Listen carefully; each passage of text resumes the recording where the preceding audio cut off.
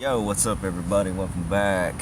Hope you're having a blessed day. More than likely you're not if you're watching this video. You're probably beating yourself in the head, staring at a rotor or a washout in your yard, hating life right now. Well, we're going to fix that. We're going to try to show you real quick how to take care of this problem. It's not hard, it's real easy. As you can see here, we got a broken rotor. It's got a split on the side, it's washing out. Got a tell sign. A couple things you're going to need before you get started. Obviously a new rotor. Look at it, shiny and new. Preferably I like Hunter products. I'm not getting paid to say this or nothing like that. I'm just saying straight up from the heart, I love Hunter. I think they produce a great product, from their pop-ups to the rotors to everything in between. Hunter's just, they're my boys. Nozzles, great. Pop-ups, easy stems to twist. The rotors seem to last. This one's been here for quite a while. So this is your standard PGP Ultra. You're gonna need that. You're gonna need some nozzles. I'll show you which one to get. You can get one of these little tools. Most guys in the business are probably gonna laugh at you if they see you using one, because they're all big, bunch of big tough guys. But one of the hard things is that people deal with is they're holding this thing up and they're trying to work and they're trying to put the nozzle in and adjust and do all that stuff. Well, this little nifty item that I picked up one day, if I can get it on here, and what it does is it holds this rotor up so you can not have it pop down and pinch your fingers. Most places you're going to put in number 3 nozzle at your gallons per minute, but on a place like this, I'm dealing with a bigger property right now, but most of your residentials you're going to go 3 to 4. We're going to throw a number 5 on this one. Really probably don't even need that much water in this area. It's a bunch of bahia grass, so you just easily slide that little nozzle right in that hole. You're going to take your nifty little Hunter key, this tool that some people wonder what it's for, stick it right down in that top arrow right there. Plunges right through. You'll feel it once it catches. There's a nut in there, or a little screw. You're going to screw that down about 3, 4, 5, I'd say about 5 or 6 times. Now the further you screw this down, it's going to interrupt your water, and basically this little screw here goes down and it can either shorten your stream, widen it, drop more underspray, things like that. If it's up all the way, it's just going to kind of shoot one fine stream out. So you don't want to look like it's just somebody with a really strong prostate taking a leak on your yard. You want some underspray. Other things you're going to need. On this one, I don't think we're going to need it. I think we're just going to unscrew this thing and screw a new one back on. This is real simple. But in the case that you needed a new street L, usually on most things you got a 1/2 inch by 1/2 inch. That doesn't fit in this thing. You're going to need a 1/2 inch by 3/4 thread, and that's going to go in this one. Some of them even bigger, I-40s and 20s and things like that. So that thing's set up and ready to go.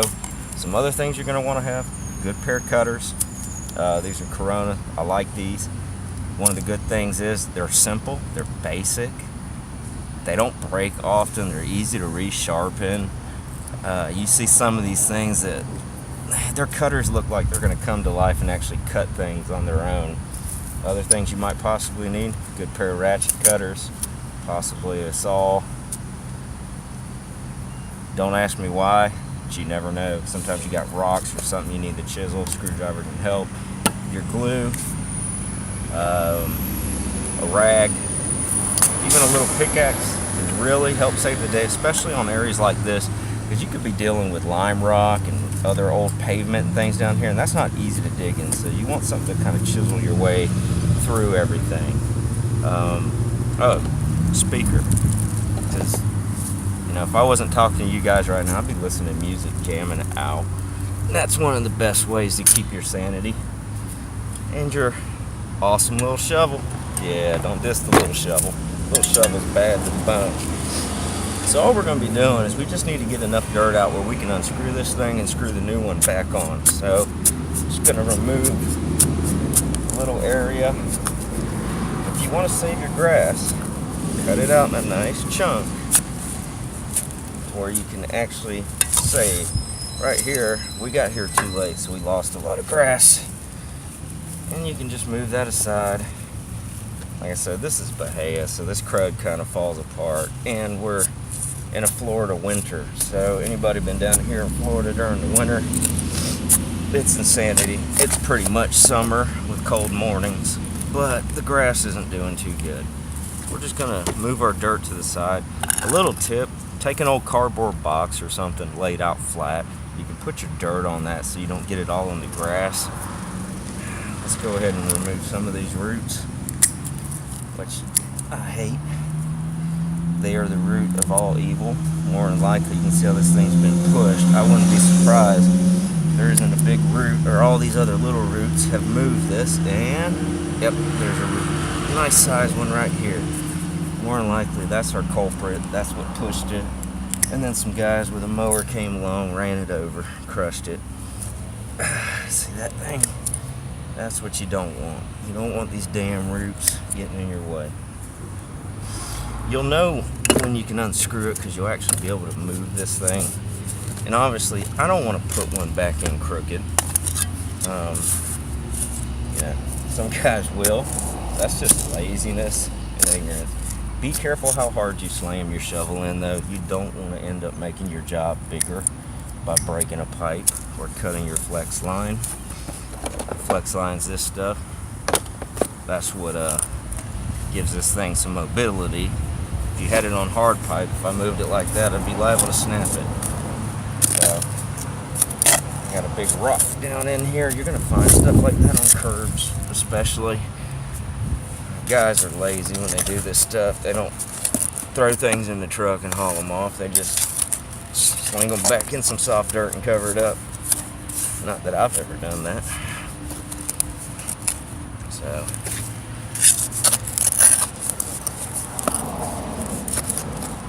just want to keep getting that dirt out of there, because when you put this on, you want to have that area cleared. There's our flex. And actually, this flex is 3/4.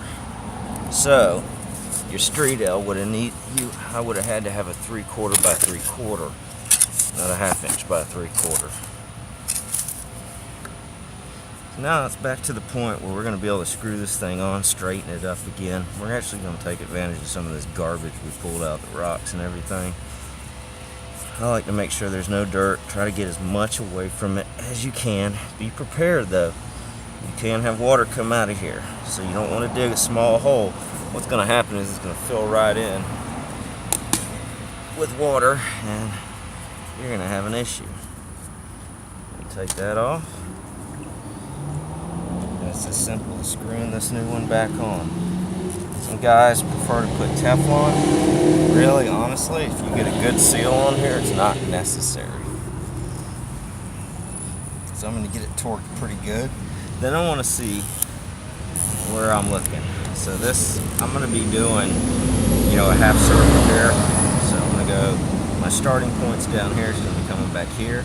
So I'm going to see where this ends. I'm going to go ahead and now torque it down a little more.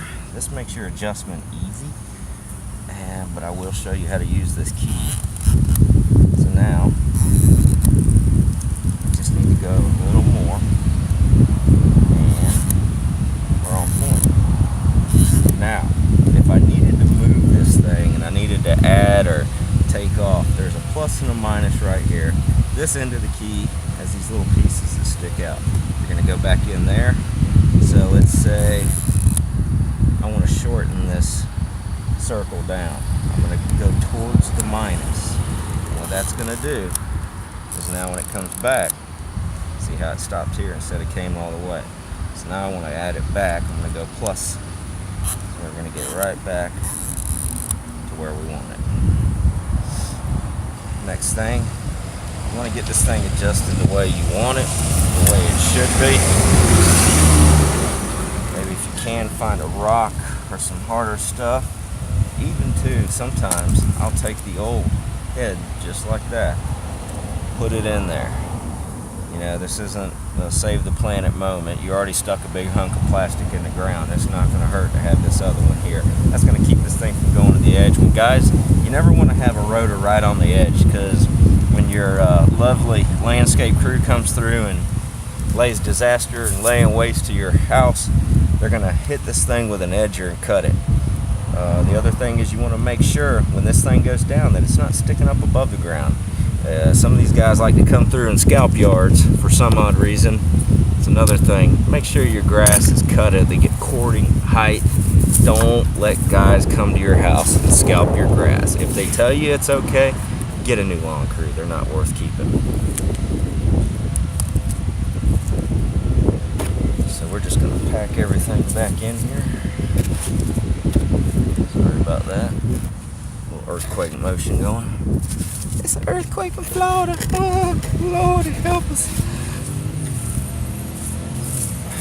Yep, you can get your hands dirty, or you can get a little rake. You even use your little chisel, or your pick, chisel pick, whatever you want to call it. Just going to pack this dirt back in. Nice, smooth, and even around here. Clean around the edge. And what I'm going to do is I'm going to pack that dirt in really good, so this thing doesn't shift when people step on it or the mowers come through. I want this packed in nice. Now, the problem here is we had a little washout, so I'm probably going to have to get some more dirt to fill in this hole, because this little bit of grass here isn't going to do it. Now, I can fill in this section. And you can even go to the edge of your property, cut a little chunk of grass out, and bring it back and fill in this area. This thing's as easy as popping off, just like that. We're at good. When I fill this back in, it's going to be perfect height. It's going to be nothing sticking out the top, so no dudes can come along and scalp this thing, and you'll be back out here again doing the same damn thing, pissed off at the world. Pretty simple stuff. Like I said, boom. Boom. Any questions, comments, just leave me a like, subscribe, and leave a comment if you have any questions, and I'll get back to you with it. Hope you enjoyed that. Probably not. It's not like this shit's fun. Have a blessed day. One more thing. Let me add on. If you put a patch of grass back in, so you got St. Augustine, make sure you put a little cutout so that rotor can pop up out of there. It's the worst thing to do all this and you go out there and see just some fuzzy water coming out of the ground. And another thing, if you're working on the roadside or anywhere, I don't care, get you a nice knee pad. Start getting up there in yours, damn knees start hurting. You know, it sucks being down like this all day. But that's a done product, looks good. So let's get on to the next one. Keep watching for more. See ya.